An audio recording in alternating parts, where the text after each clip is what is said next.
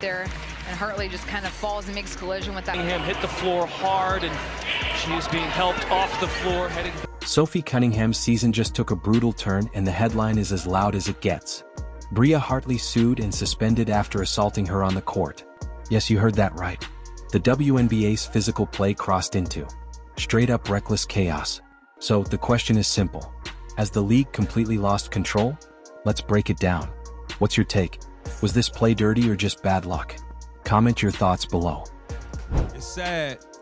It's very, very sad and unfortunate what has happened to Sophie Cunningham. Sophie Cunningham, let's be clear here.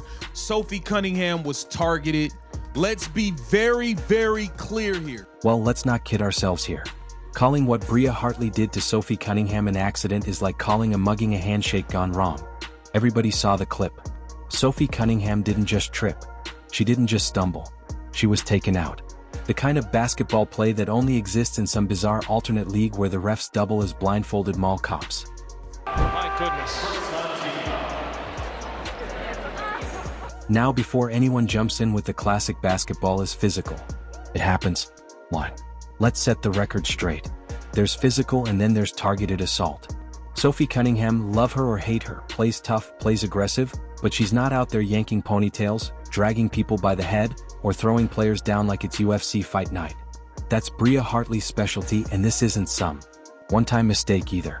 Hartley's rap sheet looks longer than a CVS receipt, pulling Angel Reese out of the air by her hair, throwing Becca Allen down like she was a sack of laundry, and now ending Sophie Cunningham's season.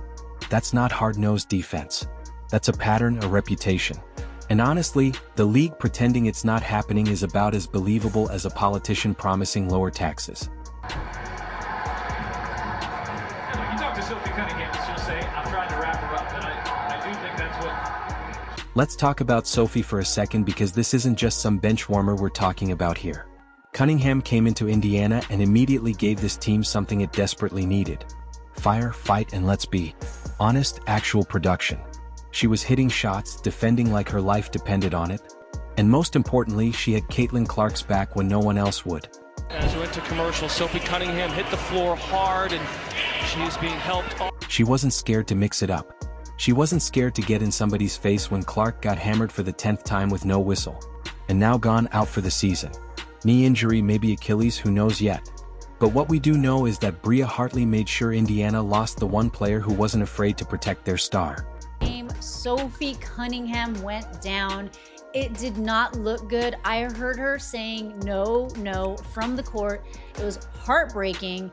I am hoping, this is the hope, that it is more of like a bruised knee type thing. There aren't many updates as of yet, but she will be getting an MRI, so hopefully we'll hear something tomorrow. But judging by the way that the WNBA, expands on injuries, it's probably not going to be a lot, but my guess is that she's...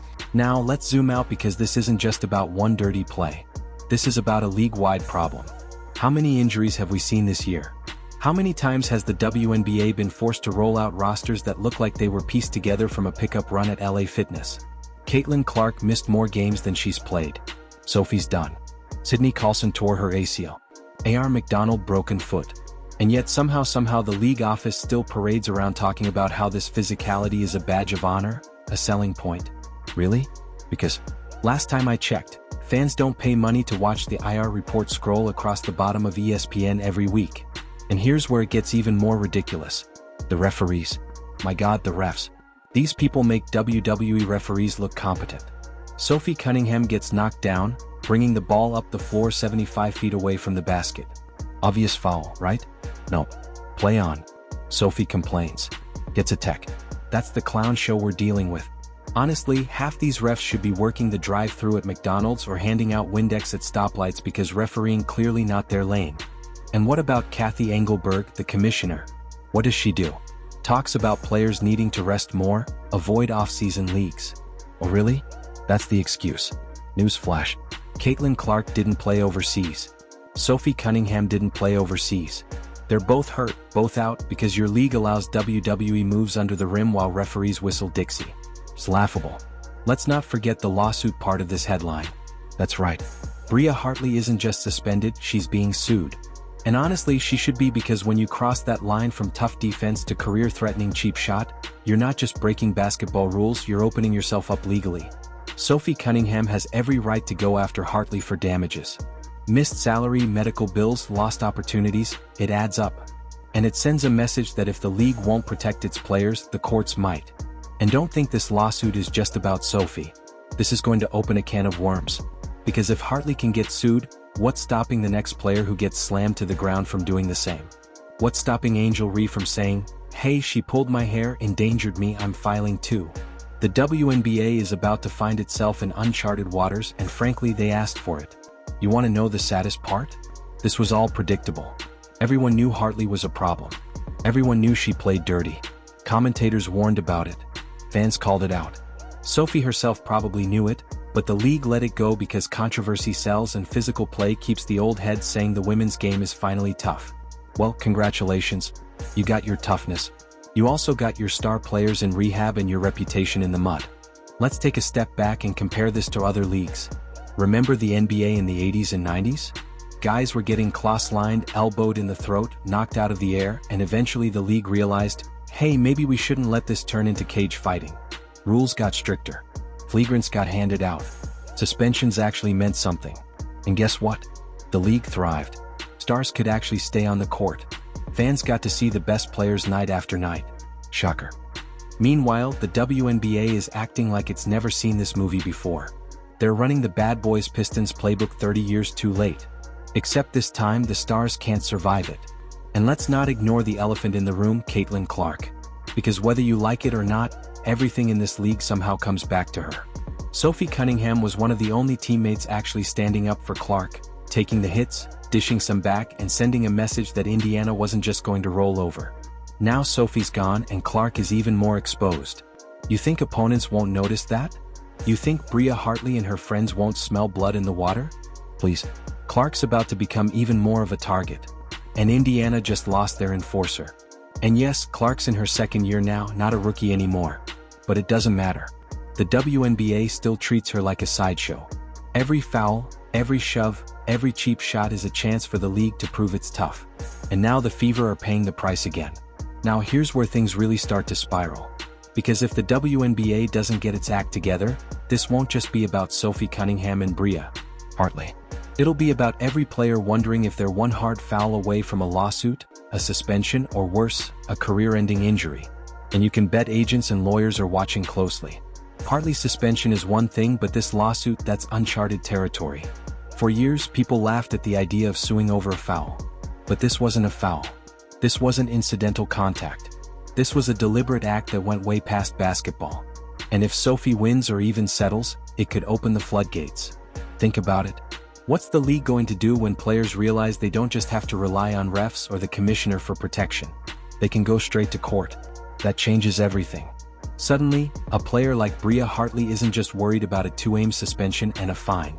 She's worried about paying damages, losing endorsements, and carrying the reputation of being legally responsible for injuring someone. That's a whole new level of accountability. But accountability is something the WNBA has been allergic to this season. The refereeing, zero accountability. The commissioner, zero accountability. Dirty players practically rewarded. And then they wonder why half the league is in walking boots and knee braces. Let's look at Indiana specifically because this team has been cursed with injuries. Caitlin Clark out more games than she's played. Sophie Cunningham, season-ending injury. A.R. McDonald, broken foot.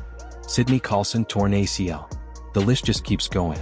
And instead of looking at the real issue, unchecked dirty play, the league tries to spin it as bad luck or player overuse. It's insulting. What makes Sophie's situation worse is timing. She wasn't just playing well, she was thriving. She became the heart of this team's toughness. She was the one who stepped up when Clark got bulldozed every game. She was the one giving Indiana its edge. Now she's gone and the Fever are left exposed. That's not just bad luck, it's catastrophic. And let's not pretend Hartley didn't know what she was doing. You don't grab Angel Reese by the hair one week, throw Becca Allen down the next, and then accidentally take out Sophie Cunningham. That's a pattern. That's who you are as a player. At some point, it's not coincidence. It's character. Of course, WNBA fans are split. Some are calling Hartley a disgrace, saying she shouldn't play another game. Others, they're shrugging it off, saying it's part of the game. But those same fans will be the first to complain when their favorite star is the one sitting out for the season after getting wrecked by a basketball play. It's always funny until it's your team, your star, your season ruined. And let's not forget the referees in all this. Because without their incompetence, Hartley wouldn't even have the chance to build this reputation. If they had called her for flagrant fouls earlier, if they had tossed her for dangerous plays, maybe Sophie's still healthy today. But the refs let it slide. They always do. They hide behind let them play like it's some noble cause when really it's just laziness and fear of making the tough call. You know what the most embarrassing part is? Fans are starting to question if the league even wants players like Clark or Cunningham healthy. Think about it.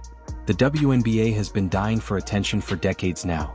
They finally have eyeballs because of Caitlin Clark, Angel Reese, and others. But instead of protecting those investments, they're letting the league look like a circus. Dirty plays, injuries, lawsuits. It's drama, but it's not the kind that grows the game. And trust me, Clark notices. She might not say it out loud, but she sees her teammates dropping one by one. She knows Sophie was her protector, and now that's gone. She knows every time she drives into the lane, there's a good chance she ends up on the floor with no whistle. And at some point, you've got to wonder how long before Clark herself says enough is enough. How long before she questions whether this league even deserves her. Because let's be honest, if the WNBA keeps this up, Clark won't be the only one reconsidering. Fans are loyal, but only to a point. They didn't sign up to watch rugby with a basketball. They didn't sign up to see star after star sidelined.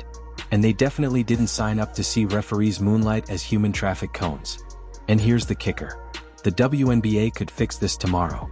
They could set the tone by making Hartley's suspension meaningful, not just a slap on the wrist. They could retrain their refs to actually enforce the rule book. They could prioritize player safety instead of pretending toughness is the same thing as recklessness. But will they? History says no. They'll sweep it under the rug, issue some half-hearted statement, and then act shocked when the next injury happens. Meanwhile, Sophie Cunningham's career hangs in the balance. Because injuries like this don't just disappear, they linger.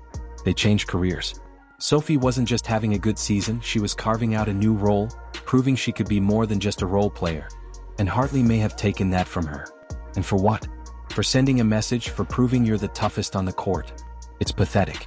It's desperate, and it's killing the league from the inside out. So, yes, Bria Hartley got suspended. Yes, she's getting sued. But that's not enough. The real question is, what's the WNBA going to do to stop this from happening again? Because if the answer is nothing, then brace yourselves because Sophie Cunningham won't be the last name on that injury list. Not even close. So there you have it. Bria Hartley suspended, sued, and exposed as the league's dirtiest player. Sophie Cunningham's season is gone. Indiana's future is shaky. And the WNBA's leadership looks clueless yet again. What's your take? Should Hartley ever play again, or is this the end of the line? Drop your thoughts and don't forget to like and subscribe.